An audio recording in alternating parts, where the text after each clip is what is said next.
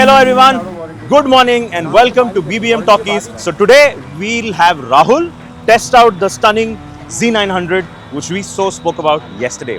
And if it has to be done on the road, what better than the BBM Sunday ride? How are you, man? All yours? I'm going to ride this beast today. Yes. Do you want to start it up? Why not? Why not? Let's give it some revs.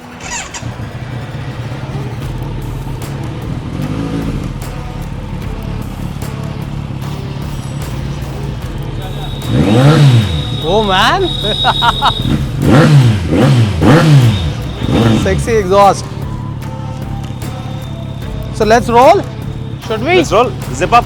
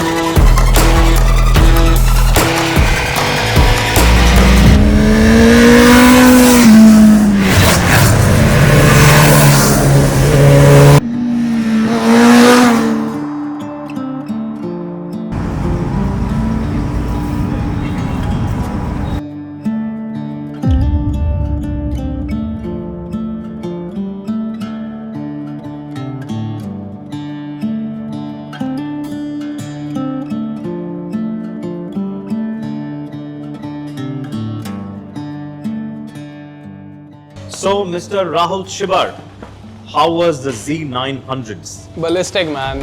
Rocket, like a pocket rocket thing. It's very nimble, agile, full of torque, low end, very easy to ride. Very easy going bike. I loved it. How was I looking on the bike, guys? Did it fit my style? Perfect fit. I think Kawasaki's fit short riders well. How does it compare to There was your a proper syncing of the auras. No, but the point is, both of them technically are 1000cc. We were chatting on the ride. So that's a 1000cc, almost 992 or 98, right? And the S1000RR is also something around that time, right? This one makes 208 bhp. The Z900 makes 123 bhp. So there's like a good 70-80 bhp difference. Similar size engine, both are inline force. So this is meant to be better city, like you were telling on the ride. So especially the first 2-3 gears, this doesn't rev as high as the S1000RR, doesn't go mad on the upper band, but it's very convenient because you can literally ride it, as we were also discussing the other day when you showcased me the bike. That in the top gear you can literally go from 40 kilometers an hour to all the way to 200. Yeah.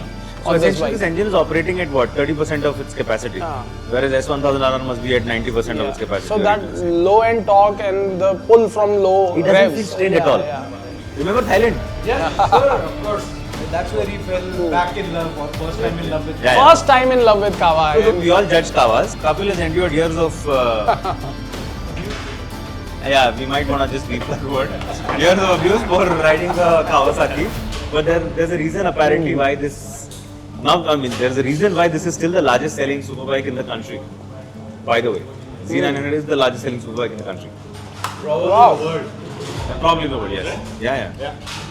It's an amazing platform and it sells like hotcakes. Yeah.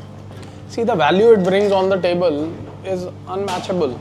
It's the what do you say? The power to rupees ratio is unmatched. But it's funny, your F900 is only 106 bhp. It's 106, but that's also, that's twin cylinder. This is 4-cylinder, that is twin cylinder, and that has even more grunt low down. But this has a perfect balance of high revs.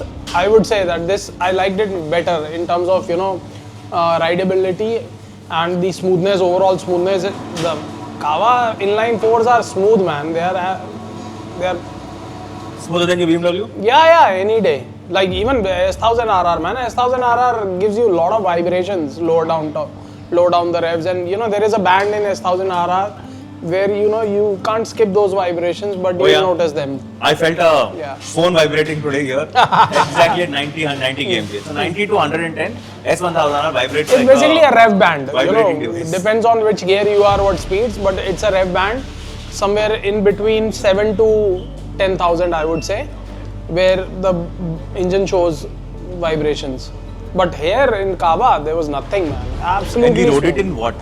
Rain, sun.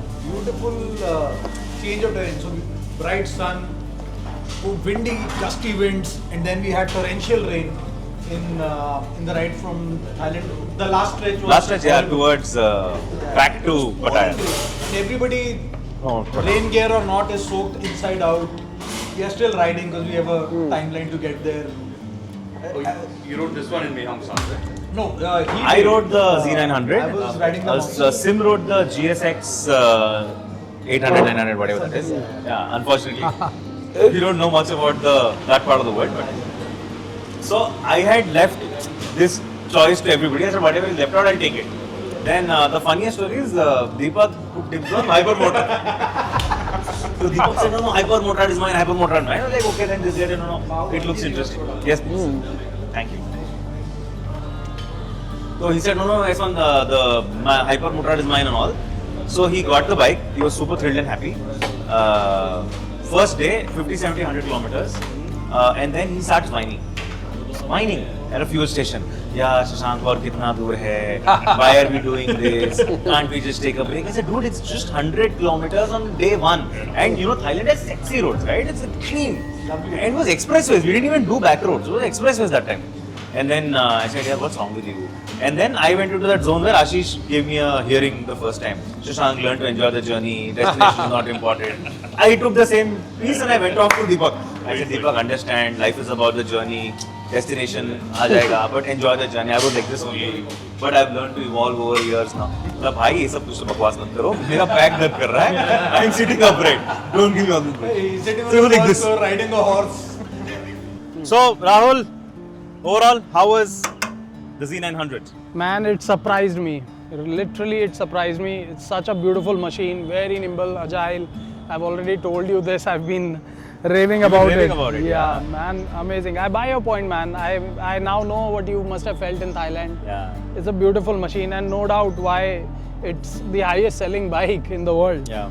I mean, a lot of times we ignore some of these realities, but then one thing I've realized is every bike is good.